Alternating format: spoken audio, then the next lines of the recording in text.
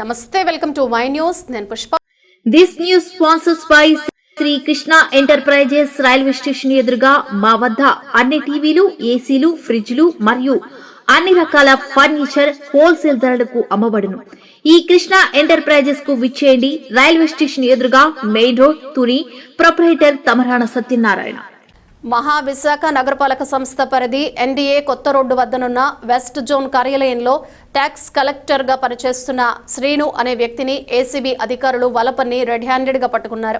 సహోద్యోగిగా పనిచేస్తూ మరణించిన అప్పల నారాయణకు రావాల్సిన సుమారు 20 లక్షల నగదుకు సంబంధించి ప్రొసీడింగ్స్ చేయడానికి 30,000 లంచం డిమాండ్ చేశాడు.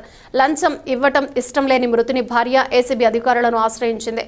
దీంతో రంగంలోకి దిగిన ఏసీబీ అదనపు ఎస్పీ హర్షిత పర్యవేక్షణలో డీఎస్పీ రమణమూర్తి తన సిబ్బందితో సదరు వ్యక్తిని జోనల్ కార్యాలయంలో రెడ్ హ్యాండెడ్గా పట్టుకుని అతని వద్ద నుండి 30,000 స్వాధీనం చేసుకుని కోర్టు ఆదేశాలతో రిమాండ్కు తరలించారు. ఈ దాడుల్లో ఇన్స్పెక్టర్లు వెంకట్రావు, శ్రీనివాసరావు, లక్ష్మణరావు, సిబ్బంది సుప్రియ, సాగర్, లోకనాథం పాల్గొన్నారు.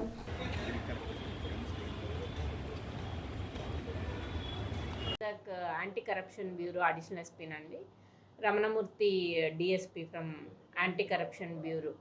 సో మా ఆధ్వర్యంలో ఈరోజు ఈ zonal commissioner office NID junction దగ్గర ఉన్నటువంటి ఆఫీస్లో శ్రీను అన్నటువంటి ట్యాక్స్ కలెక్టర్, ఆయన ఇదే జీవీఎంసీలో హెల్త్ డిపార్ట్మెంట్లో వర్క్ చేస్తున్నటువంటి ఒక వర్కర్ రీసెంట్గా చనిపోతే వాళ్ళ వైఫ్ పెన్షన్ తర్వాత అదర్ రిలేటెడ్ అమౌంట్స్ ఏవైతే రావాలో ఆ ఫైల్ ప్రాసెస్ చేయడానికి కోసం ఆల్రెడీ పెన్షన్ ఫైల్ ప్రాసెస్ చేశారు. దానివల్ల 11 lakhs అమౌంట్ వాళ్ళకు పడ్డాయి. ఈ ఈఎల్స్ తాలూకా అమౌంట్ పెట్టడానికని చెప్పి ఆ ఫైల్ పెట్టకుండా అలా పెండింగ్ పెట్టుకున్నారు.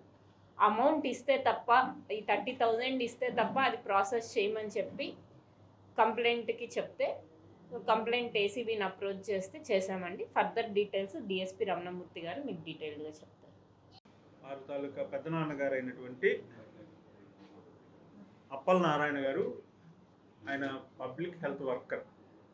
ఆయన అనారోగ్య కారణాల వల్ల సర్వీస్ ఉంటుండగా చనిపోయడం జరిగింది. చనిపోయిన తర్వాత ఆయనకు రావాల్సినటువంటి పెన్షన్, అలాగే గ్రాట్యుటీ, ఎర్నడ్ లీవు, అలాగే గ్రూప్ ఇన్సూరెన్సు మొదలైనటువంటి ఎమాల్యుమెంట్స్ అన్నీ కూడా ఈ జోనల్ ఆఫీస్ ఏదైతే ఉందో వెస్ట్ జోను, ఈ జోనల్ ఆఫీస్ నుంచి కాగితాలు ఫార్వర్డ్ చేయాల్సింది ఉంది జీవీఎంసీ మెయిన్ ఆఫీస్కి, తద్వారా ట్రెజరీకి. అయితే ఈ మన ఈ జోనల్ ఆఫీస్లో ఉండేటువంటి ట్యాక్స్ కలెక్టర్ ఎవరైతే ఉన్నారో ఈయన ఈ జోనల్ ఆఫీస్కి సంబంధించినటువంటి మొత్తం ఎంప్లాయీస్ అందరి తాలూకా పెన్షన్స్ కానీ, శాలరీస్ కానీ, బిల్స్ అన్నీ కూడా ఈయన డీల్ చేసేటటువంటి గుమస్తా ఇక్కడ. ఎందుకంటే ఇక్కడ ట్యాక్స్ కలెక్షన్ అనేది లేదు ఈ జోన్లో. సో ఆయనకి ఈ డ్యూటీ అసెస్ చేయడం జరిగింది. సో ఆయన ఈ డ్యూటీ చేస్తున్నారు.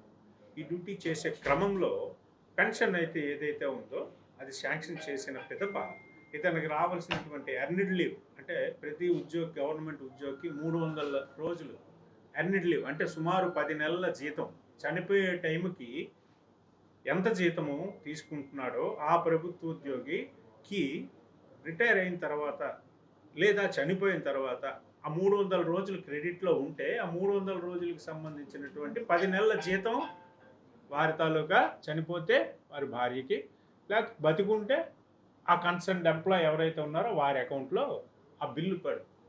సో ఆ ఎర్నడ్ లీవ్ ఈ కమిషనర్ గారి ద్వారా శాంక్షన్ చేయించి ఆ బిల్లును ప్రాసెస్ చేసి జీవీఎంసీ మెయిన్ ఆఫీస్కి పంపించి తద్వారా ట్రెజరీకి పంపించాలంటే 30,000 రూపాయలు లంచం అడిగాడు. అతను లంచం ఇవ్వడం ఇష్టం లేనటువంటి సదరు కంప్లైనెంట్ ఎవరైతే ఉన్నారో ఆ కంప్లైనెంట్ మాకు అప్రోచ్ అయ్యి నిన్న రిపోర్ట్ ఇవ్వడం జరిగింది.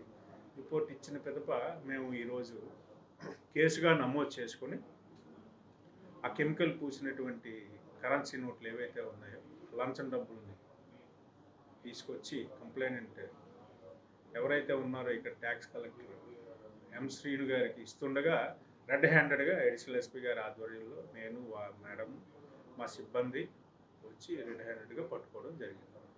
అలాగే దీని మీద మాకు 1064 కంప్లైంట్ కూడా చేయడం జరిగింది.